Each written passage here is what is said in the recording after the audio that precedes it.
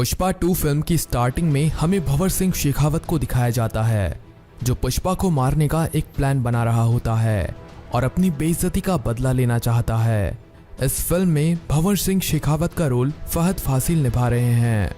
भंवर सिंह को पुष्पा के बारे में सब कुछ पता है और जिस तरह से पुष्पा चंदन की लकड़ियों की सप्लाई करता है, उन सब के बारे में भंवर सिंह शेखावत को पता है। इसीलिए भंवर सिंह शेखावत पुष्पा की सभी जगहों पर छापा मारकर चंदन की लकड़ियों को सील कर देता है। दूसरी तरफ हमें पुष्पा को दिखाया जाता है, जो श्रीवल्ली के साथ घूमने के लिए बाहर गया हुआ है, लेकिन तभी वहां पर भंवर सिंह शेखावत पहुंच जाता है और पुष्पा को चंदन की लकड़ी की सप्लाई करने के जुर्म में गिरफ्तार कर लेता है। पुष्पा को गिरफ्तार करके भंवर सिंह शेखावत अपने पुलिस स्टेशन में लाता है और वहां पर पुष्पा की खूब बेइज्जती करता है, लेकिन पुष्पा उसे कुछ नहीं कहता। अगले दिन पुष्पा को कोर्ट में पेश किया जाता है और कोर्ट पुष्पा को सजा देकर तिरुपति जेल में भेज दिया जाता है। वहां पर पुष्पा को टॉर्चर किया जाता है और एक दिन जेल में भंवर सिंह शेखावत पहुंचता है और पुष्पा से अपनी बेइज्जती का बदला लेने के लिए उसे मारने के लिए कहता है। लेकिन भंवर सिंह शेखावत जानता था, अगर पुष्पा को जेल के अंदर मारा गया तो इस केस में भंवर सिंह शेखावत भी फंस सकता है। इसीलिए शेखावत जेलर से पुष्पा का एक फेक एनकाउंटर करने के लिए कहते हैं। अगली ही रात को जेलर अपनी पुलिस वैन में पुष्पा को जंगल की तरफ ले जाता है और वहां पर पुष्पा के हाथ बांधकर पुष्पा को भागने के लिए कहता है। लेकिन पुष्पा को जंगल के बारे में सब कुछ पता था, इसीलिए पुष्पा पल भर में जंगल में गायब हो जाता है। पुलिस पुष्पा का पीछा करती है, लेकिन पुष्पा उनकी पकड़ में नहीं आता। पुलिस पुष्पा के ऊपर फायरिंग भी करती है, लेकिन पुष्पा जंगल में ही गायब हो जाता है। अगले दिन जब ये खबर भंवर सिंह शेखावत तक पहुंचती है कि पुष्पा एनकाउंटर के दौरान भाग गया है, तो वो अपनी सिक्योरिटी बढ़ा देता है, क्योंकि उसने ही पुष्पा को मारने का प्लान बनाया था और अब पुष्पा की बारी थी उससे बदला लेने की।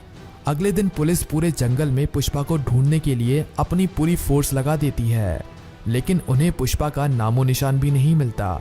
दूसरी तरफ पुष्पा की गिरफ्तारी की खबर सुनने के बाद पूरे शहर में दंगे हो रहे थे, क्योंकि पुष्पा ने गरीबों के लिए कई काम किए थे और इन्हीं कामों की वजह से पुष्पा गरीबों का मसीहा बन गया था। और पुष्पा के गिरफ्तार होने के बाद सभी लोग पुष्पा के समर्थन में आ गए थे।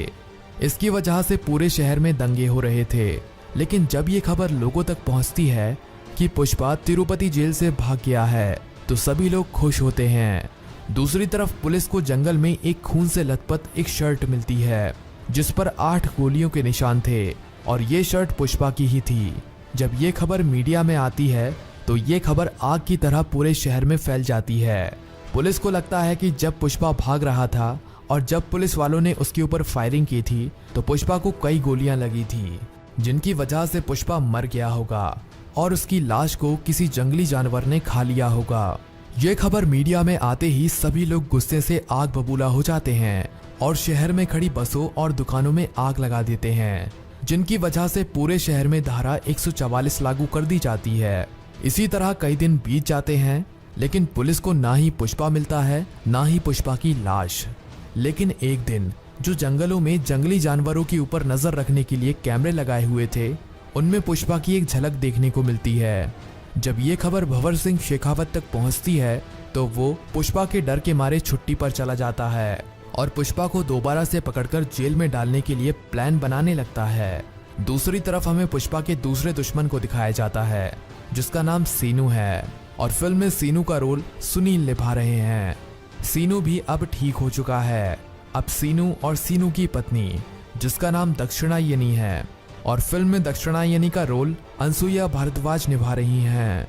ये दोनों पुष्पा से बदला लेने की तैयारी कर रहे होते हैं और जब इन्हें पता चलता है कि अब पुष्पा ने पुलिस को भी अपना दुश्मन बना लिया है, तो ये दोनों भंवर सिंह शेखावत से मिलने के लिए जाते हैं और पुष्पा को एक साथ मिलकर मारने का प्लान बनाते हैं। शेखावत इन्हें कहता है कि हमें पहले पुष्पा के सभी दुश्मनों को इकट्ठा करना पड़ेगा, तभी हम पुष्पा को पकड़ सकते हैं और उसको बाहर निकालकर मार सकते हैं। भंवर सिंह शेखावत और सीनू जक्का रेड्डी से मिलने जाते हैं। फिल्म में जक्का रेड्डी का रोल सन्मुख निभा रहे हैं। पुष्पा की पिटाई के बाद जक्का रेड्डी भी अब बिल्कुल ठीक हो चुका है और अपने बड़े भाई की मौत की खबर सुनकर जक्का रेड्डी पुष्पा को मारने के लिए आतुर है। जक्का रेड्डी कहता है कि पहले मैं श्रीवल्ली को मारूंगा, जिसकी वजह से मेरी ये हालत हुई थी और उसी की वजह से आज मेरे भाई की मौत हुई थी। इसीलिए पहले हम श्रीवल्ली को मारकर पुष्पा को बाहर आने के लिए तड़पाएंगे, जिससे पुष्पा बौखला जाएगा और कुछ ना कुछ गलती कर देगा, जिसके बाद हम उसे पकड़कर मार देंगे। अब हमें दिखाया जाता है कि कुछ दिनों के बाद तिरुपति बालाजी का सबसे बड़ा त्योहार है और इस त्योहार की तैयारियां बड़ी तेजी से चल रही हैं। ये त्योहार हर साल तिरुपति बालाजी में बड़ी धूमधाम से मनाया जाता है। अब त्योहार का दिन करीब आ जाता है और पुष्पा इसी दिन की तैयारी कर रहा होता है ताकि वो लोगों के सामने आ सके और लोगों को भंवर सिंह शेखावत के बारे में बता सके। तिरुपति के मंदिर में रात को पुष्पा आता है और यहाँ पर नाचने वालों के रूप में आकर सभी को चौंका देता है। पहले तो कोई भी पुष्पा को नहीं पहचान पा रहा था, लेकिन भीड़ में से एक आदमी पुष्पा को पहचान जाता है। लेकिन यहाँ पर पुलिस के कुछ लोग भी थे, इसीलिए पुष्पा लोगों के बीच में नहीं जा पाता और उसे यहाँ से वापस जाना पड़ा। दूसरी तरफ हमें श्रीवल्ली को दिखाया जाता है, जो पुष्पा से मिलने का इंतजार कर रही थी।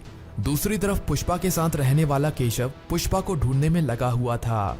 तभी वहां पर एक आदमी आकर इन्हें बताता है कि पुष्पा अभी जिंदा है और वो ठीक है और मैंने उन्हें तिरुपति बालाजी में देखा था। वो बहुत जल्द यहाँ पर आने वाले हैं, पर ये खबर पुलिस तक नहीं पहुँचनी चाहिए, नहीं तो पुलिस यहाँ पर भी पहुँच जाएगी। अगले ही दिन पुष्पा श्रीवल्ली से मिलने के लिए उसके घर पर पहुँच जाता है और केशव से कहता है श्रीवल्ली को यहाँ से दूसरे शहर में ले जाओ ताकि वो सुरक्षित रहे। बाद में मैं उसे वापस ले आऊंगा। जब तक यहाँ पर सब कुछ ठीक नहीं हो जाता तब तक तुम केशव के साथ रहो और जब मैं यहाँ पर सब कुछ ठीक कर दूंगा तो मैं तुम्हें लेने जरूर आऊंगा। अभी यहाँ पर शेखावत पुलिस वालों के साथ पहुँच जाता है और पुष्पा पर हमला कर देता है।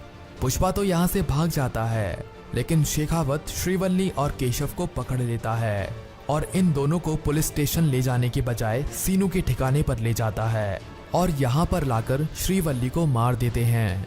लेकिन केशव को यहाँ से जाने देते हैं ताकि वो पुष्पा तक पहुंचकर श्रीवल्ली की मौत के बारे में बता सके और पुष्पा ये खबर सुनने के बाद बौखला जाए और शेखावत को मारने के लिए बाहर आ जाए, जिसके बाद पुलिस उसे पकड़ ले और ये तीनों मिलकर उसे मार दें। अगले ही दिन केशव पुष्पा के पास पहुंच जाता है और पुष्पा को श्रीवल्ली के बारे में बताता है। पुष्पा ये सुनकर काफी गुस्सा होता है और शेखावत को मारने की ठान लेता है।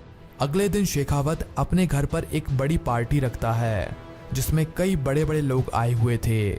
शेखावत जानता था कि पुष्पा इस पार्टी के बारे में सुनेगा तो वो यहाँ पर जरूर आएगा, इसीलिए शेखावत ने अपनी पार्टी में सिक्योरिटी बिल्कुल टाइट रखी थी। किसी को भी अंदर आने की परमिशन नहीं थी। जिसको भी पार्टी के लिए इनविटेशन दिया गया था वो ही अंदर आ सकता था।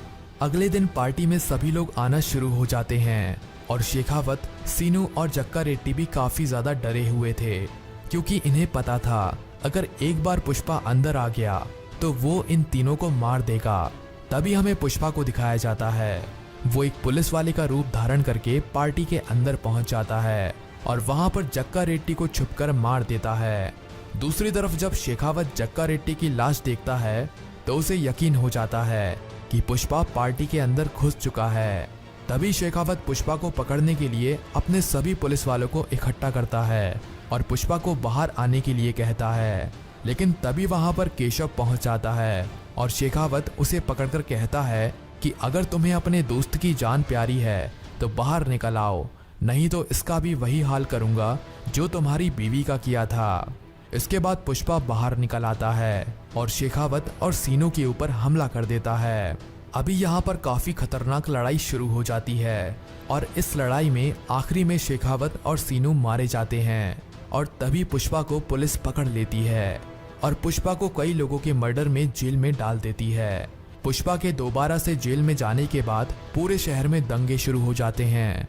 अगले दिन पुष्पा को कोर्ट में पेश किया जाता है और कोर्ट के बाहर लाखों लोगों की भीड़ लगी हुई थी, क्योंकि पुष्पा ने गरीब लोगों का भला किया था और चंदन की लकड़ी से कमाए हुए पैसों से गरीबों के स्कूल, हॉस्पिटल और घर बनवाए थे। इसीलिए सभी लोग उसे पसंद करते थे। पुष्पा के ये सब अच्छे काम देखते हुए कोर्ट में पुष्पा को सिर्फ 5 साल की सजा दी जाती है। अब पुष्पा कोर्ट से बाहर आता है और अपना डायलॉग बोलता है कि पुष्पा झुकेगा नहीं और सभी लोगों का धन्यवाद करता है और फिल्म यहीं पर खत्म हो जाती है।